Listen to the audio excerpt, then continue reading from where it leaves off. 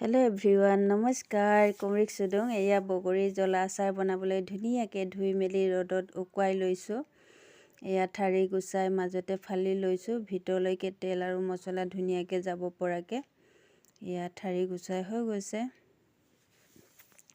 সকলোৱেতো বগৰী আচাৰ বনাব জানেই বাৰু, মইনো কেনেকৈ বনালোঁ তাকে দেখুৱাবলৈ চেষ্টা কৰিলোঁ। সেয়া চাওকচোন, খাওঁ লাগিছেনে বাৰু কমেণ্ট কৰি জনাবচোন দেই।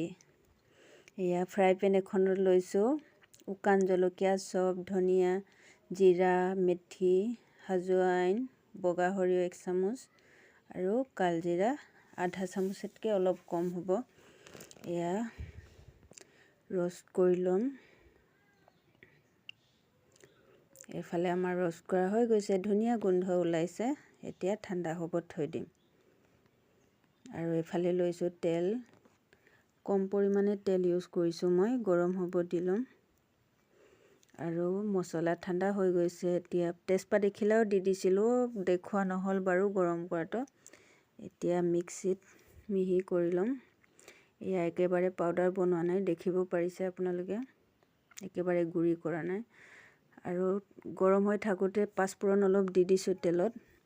এইফালে দিছোঁ নিমখ আৰু হালধি গুড়ি আৰু লগতে দিছোঁ মছলা আৰু তেল দি দিছোঁ। এয়া চাওকচোন, খাওঁ লাগিছে নাই বাৰু। আমাৰ আচাৰ ৰেডি।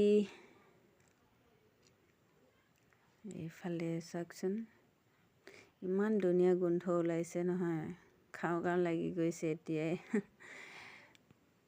এয়া শুকান চিচা বটলত ভৰাই লৈছোঁ।